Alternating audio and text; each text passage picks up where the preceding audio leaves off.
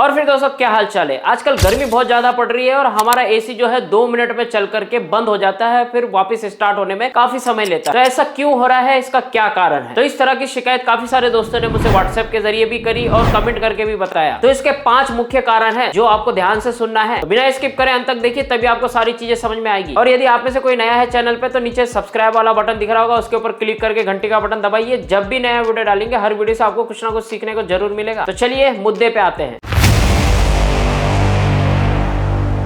तो सबसे पहला और मुख्य कारण होता है कि कंडेंसर के ऊपर धूल जमना। जी हाँ, आउटडोर यूनिट के ऊपर अगर बहुत ज्यादा डस्ट जमी होगी, बहुत ज्यादा धूल जमी होगी या आउटडोर यूनिट पूरी तरह से गंदा होगा तो ये समस्या आएगी ही आएगी, चाहे आपका इन्वर्टर एसी हो चाहे आपका नॉन इन्वर्टर एसी। तो इस केस में अगर आप उसका गैस का प्रेशर चेक करेंगे तो उसका गैस का प्रेशर आपको 70 से ऊपर 80 के आसपास भी दिखाई देगा और 80 से ऊपर भी दिख सकता है। तो गैस का प्रेशर बढ़ने का कारण भी यही होता है कि अगर कंडेंसर के ऊपर आउटडोर यूनिट के ऊपर बहुत ज्यादा धूल जमी हुई, बहुत ज्यादा गंदा होगा तो ये समस्या आएगी कि आपका एसी 2 मिनट चलेगा, बंद हो जाएगा, फिर वापस स्टार्ट होने में काफी समय लेगा और उस दौरान आपकी प्रॉपर कूलिंग नहीं होगी। तो इसलिए अगर आपका आउटडोर गंदा है और आपको लग रहा है कि भैया बिल्कुल थोड़ा सा ही है, थोड़ा सा गंदा है, इससे तो कुछ नहीं होता होगा, बिल्कुल होता है। अगर आपका आउटडोर यूनिट थोड़ा सा गंदा है, सिर्फ ऊपर से आपको नहीं लग रहा है, लेकिन उसके अंदर जो कंडेंसर की जालियां बनी हुई होती है, फिंग होती है, उसके अंदर अगर धूल जमी भी होगी अंदर के अंदर, डीप के अंदर, तो भी ये समस्या आएगी। क्योंकि इसके अंदर जो पंखा लगा हुआ होता है वो उसकी हीट को बाहर नहीं फेंक पाता और वहां पे जो नॉर्मल टेम्परेचर बनना चाहिए वो टेम्परेचर नहीं बन पाता, इसके वजह से ये समस्या है। तो इस केस में आपके अच्छे से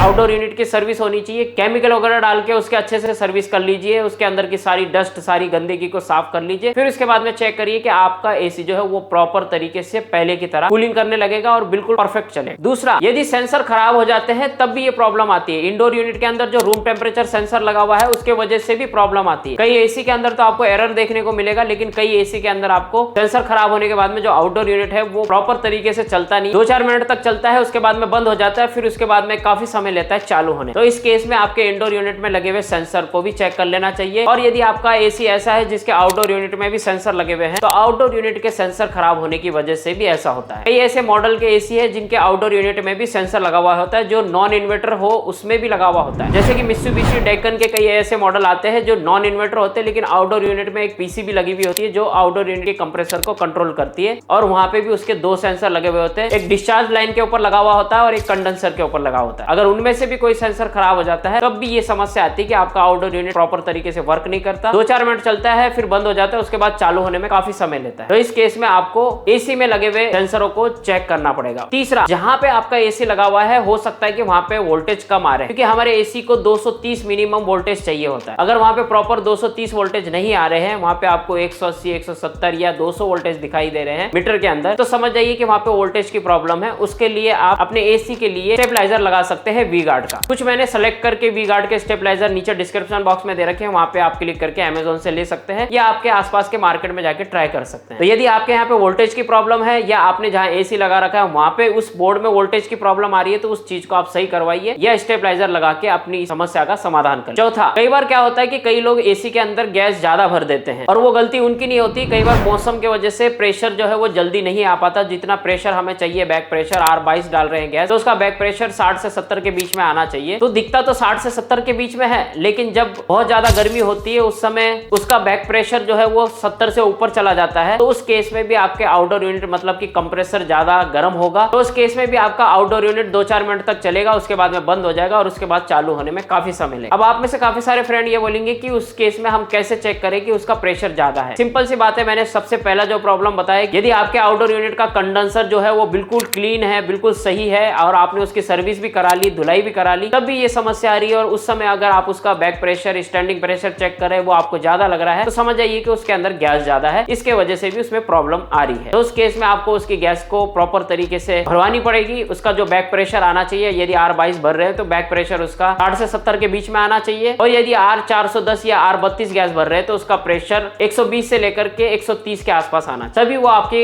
एसी को प्रॉपर कूलिंग भी करेगा और आउटडोर यूनिट का कंप्रेसर जो है वो गर्म भी नहीं होगा और ना ही ट्रिप होगा। जब एसी में गैस ज्यादा होती है तो कंप्रेसर गर्म हो जाता है तो ट्रिप हो जाता है। तो उसी को कई सारे लोग ये बोलते हैं कि हर 2-4 मिनट में हमारा आउटडोर यूनिट बंद हो जाता है और वापस चालू होने में काफी समय लगता है। तो इस चीज का आप जरूर ध्यान रखिए। और पांचवा, ये तो मैंने कई सारी वीडियो में बताया लेकिन फिर भी मैं आपको वापस बता रहा हूं, यदि आपका आउटडोर ऐसी जगह पे पड़ा हुआ है जहां पे दिन भर धूप आ रही है, कड़कती धूप उस आउटडोर के ऊपर पड़ रही है, तो उस केस में आपको आउटडोर के ऊपर एक छांव कर लेनी चाहिए। और छांव करने के लिए आजकल मार्केट में कई सारी चीजें मिल जाती है। वैसे मैं उस प्रोडक्ट की लिंक डिस्क्रिप्शन बॉक्स में दे दूंगा जहां पे आपको अमेजोन पे कई ऐसी चीजें मिल जाएगी जिसके जरिए आप अपने एसी के ऊपर छांव कर सकते हैं। या स्पेशली आप अपने फैब्रिकेशन से लोहे का कोई ऐसा आइटम बना लीजिए या लोहे का ऐसा कोई जाल बना लीजिए जिससे आपके आउटडोर यूनिट पे छांव हो सके। बाकी तो आउटडोर के ऊपर डिपेंड करता है कि आपका आउटडोर किस तरह से पड़ा हुआ है और किस हिसाब से उसके ऊपर छांव करनी पड़ेगी, वो तो आपके लगे हुए आउटडोर के हिसाब से ही पता चले। तो उम्मीद करता हूं यहाँ पे आपको सारी चीजें समझ में आ गई जो मैंने आपको 5 समस्या बताई। इसी की वजह से आपके आउटडोर का कंप्रेसर 2 मिनट 3 मिनट तक चलता है और बंद हो जाता है और वापस चालू होने में समय लेता है। तो ये 5 चीजें, ये 5 समस्याओं को अगर आप अच्छे से समझ लेंगे और अपने टेक्नीशियन को बताएंगे तो वो आपकी ये समस्या का समाधान जरूर करें। और हमारे नए टेक्नीशियन भाइयों को भी समझ में आ गया होगा कि अपने कस्टमर के लिए किस तरह से इस समस्या का समाधान करें। तो उम्मीद करता हूं ये वीडियो आपके लिए काफी हेल्पफुल रहा। तो प्लीज वीडियो को लाइक कीजिए, वीडियो को शेयर कीजिए और इसी तरह के इंटरेस्टिंग वीडियो देखने के लिए चैनल को सब्सक्राइब जरूर कीजिए। तो मिलते हैं नेक्स्ट वीडियो में। हमेशा अपना और अपनों का ख्याल रखिए। Always keep smiling. जय हिंद।